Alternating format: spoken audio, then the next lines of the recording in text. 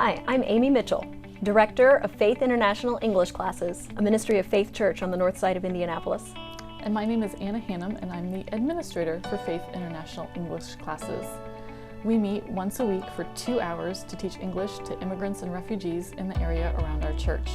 We've been going for about 16, 17 years now, and so we wanted to give you some ideas about how you might get an English program going at your church or organization.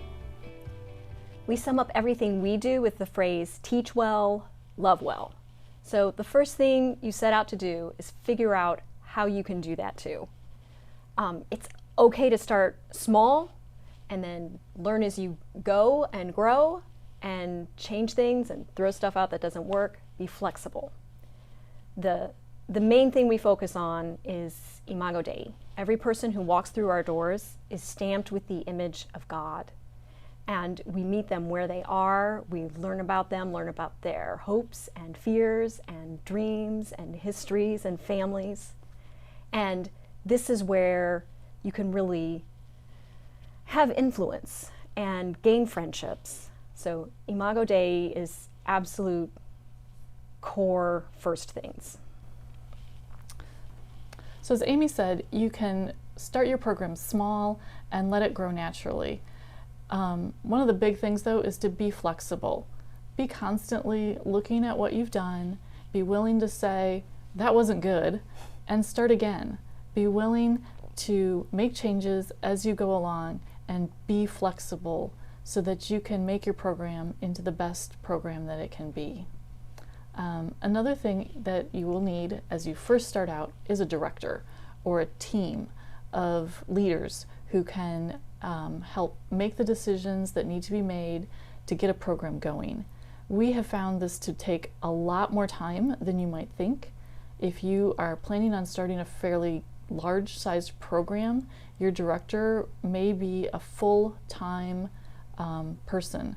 So if you are thinking that you're going to start a program and be the leader and you've got a full-time job, you may need to rethink that or find a group of people that can come support you and work together as a team.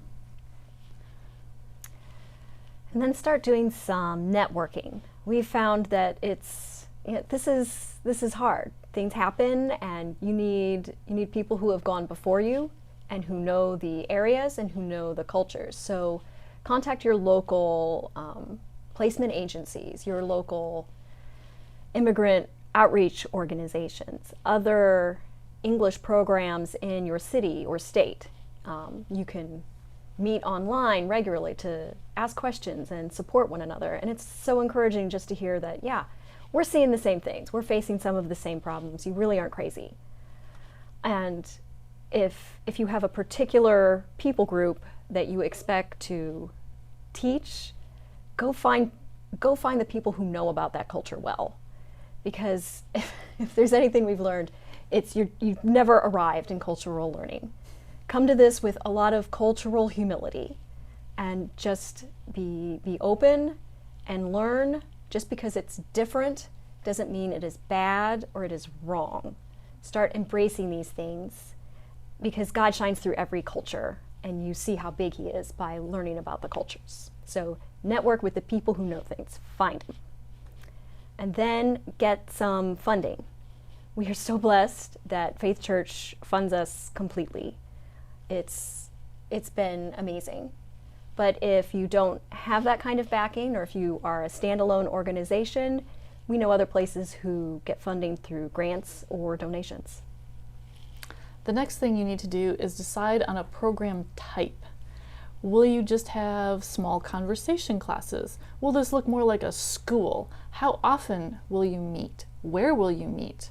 What time of day? For us, we've found that in the evening is the best time for our students to come when most of them are done with work. We meet from 7 to 9 once a week. We found that meeting twice a week burned out our teachers and even our students really fast. So talk to the volunteers that you have that are going to teach, talk to your prospective students, find out what a good time and day to meet would be, and then, like I said, think about what kind of classes you would like to have. We've also narrowed down our focus to focus mostly on listening and speaking. We found that these are the skills that most immigrants really need to use quickly for things like shopping and interviewing and talking to other people. So since we have limited time, we've decided to focus on listening and speaking.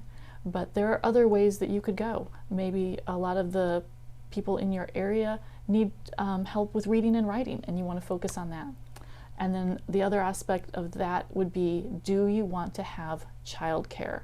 We have found that many people can't come if there's not a place for their children to go, especially women, especially whole families. So we have always had childcare from the get-go. It really increases the complexity of the program, and so we'll talk about that more in our next video to answer some of those questions. But think about having a childcare portion to the program so that whole families or moms can come and learn English. Next, start building your team of teachers and support staff. With our program, we have lead teachers, we have conversation coaches, we have bilingual support, we have people who come and set up our rooms and prep kids' supplies. So make a list of what you need help with and start filling those niches. And then when you find the people to fill those roles, love your people well. Imago Dei applies across the board, and your staff should be just as important to you as your students. And because this is hard work, they're giving a lot of time, they're giving a lot of energy. Love them well. Next, select your curriculum. There are tons of things out on the market, and you can request samples from publishers so you can thumb through books, get a sense of what's inside, see if it meets the needs in your area. We recommend using a secular curriculum. And I know it makes you feel a little itsy, but we found that the Bible has a lot of specialized vocabulary, and it is really hard to define these concepts to someone with limited English. And knowing words like justification don't help you get an appointment at the doctor. They don't help you talk to your kid's teacher.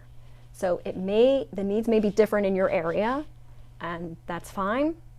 But around here, people need basic English to just make day-to-day life work. So we use a secular curriculum that is geared towards immediate needs in the community. But we do bring the Bible into the classroom by sharing a verse a week that's given to the students in an easy-to-read English as well as their native language side by side, so that they get those little nuggets of scripture in their mother tongue as well as in English. And so we bring the scriptures into the classroom that way. Another thing you might want to think about that maybe doesn't occur to you would be policies and procedures. We've even found it helpful to put together a whole handbook for our volunteers that we give them every year. So for example, what do you do if there's an emergency while you're having English class? What are you going to do if there's a fire, a tornado, if sirens start going off and your students start panicking because in their mind when a siren goes off there's bombs coming or something like that? What are you going to do? What are you going to do if an accident happens, or if there's just so many things to think through. So think through all the things that could possibly happen on a time when your classes are meeting, and think through what your policies are going to be to deal with those potential issues. And then also, what are your policies to keep students safe, to love them well, to make sure that everyone feels cared for and protected and encouraged. For example, we have our volunteers all wear the same t-shirt so that a student coming in knows who the teachers are, who the safe people are, who the child care workers are that it's safe to leave their children with. And so that's just one thing that we've done to easily identify ourselves to the students so they know who's who and what's going on. The last thing we want to talk about is advertising. How do you let people know that there's going to be these English classes? You could start with the website that your church might already have. Add on a page with information about your English classes. Make sure that that's in very simple language and that it's really easy to navigate. You could also use other social media platforms to get the word out. We use what we call the big yard sign. We have a sign with movable letters that we put out only at that time of year when we're going to start English classes to advertise the day and time of our registration. And so the neighbors in this area, they know, oh yeah, the big sign is out. It's now time to start English classes again. And then they go and tell their friends, oh, it's time for English class to start again. You could do flyers in the local libraries, international grocery stores, restaurants, things like that. Again, make sure it's worded very simply with just the basic information.